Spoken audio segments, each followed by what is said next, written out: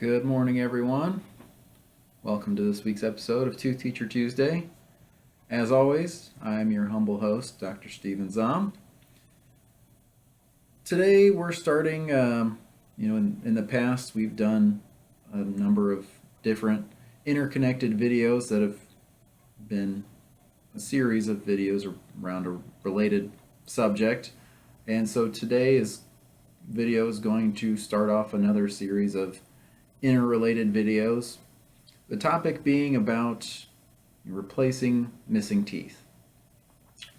You know, certainly we as dentists would love to not have any of our patients lose teeth, but realistically that does happen. And in fact, one of the latest statistics about missing teeth, at least here in the US, is that there are 40 million people in the US who are missing one or more teeth. That, of course, does not include wisdom teeth, since most of us have had those removed for good reason. But 40 million people missing at least one tooth that they should otherwise have in order to have a full set of teeth. And, the thing about replacing missing teeth is that it's typically not, it's a very expensive process more often than not, but well worth it. I think there's a lot of stigma that, you know, replacing teeth is only important if it's a front tooth that affects your smile line. And while that is, of course, important, losing back teeth comes with its own issues as well. The most obvious one probably being that there's diminished ability to chew your food.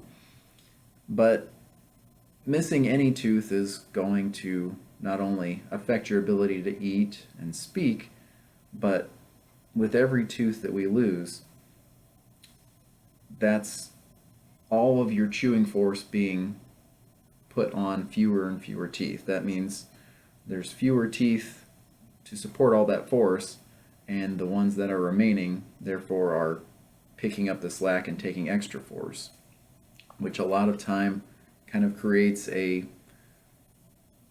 snowball effect or domino effect, whatever you want to say, that the teeth start breaking quicker because they're taking more force, and then we end up losing more and more teeth, and it's just that vicious cycle.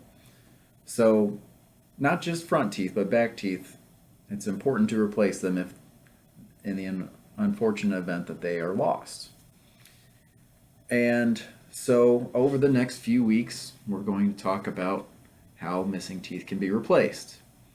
And part of that depends on, are we talking about replacing a single tooth, or are we replacing multiple teeth?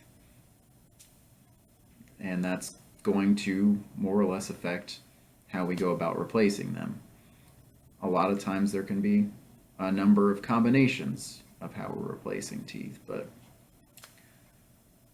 essentially what it boils down to is there are 3 ways to replace missing teeth.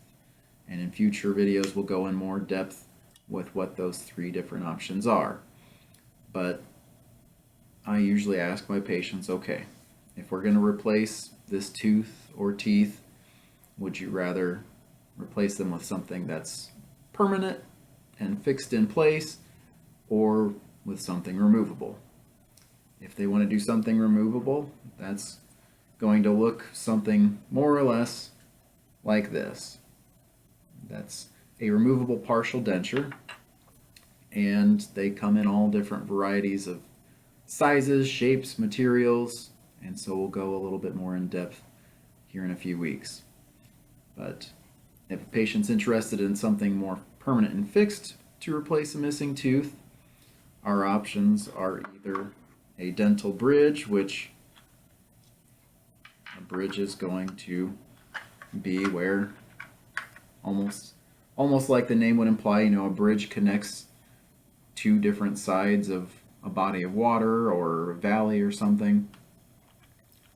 Dental bridge is going to do the same thing. It's going to connect 2 separate teeth with a tooth in the middle and just bridge that gap between those teeth where there are teeth missing. And then the third option, which is also a permanent option, would be a dental implant, which is becoming more and more mainstream, more and more common, and certainly as far as quality of options go, dental implants are the best option in most cases, not every case, but in most cases a dental implant is going to be the best option.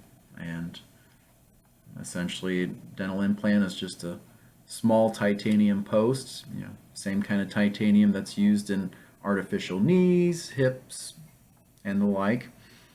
And that artificial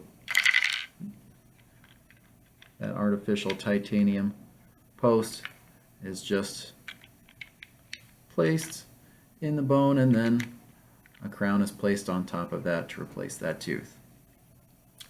So, as I said, we'll go in more depth with those 3 different options in future videos, but that's an overview of different options for replacing missing teeth.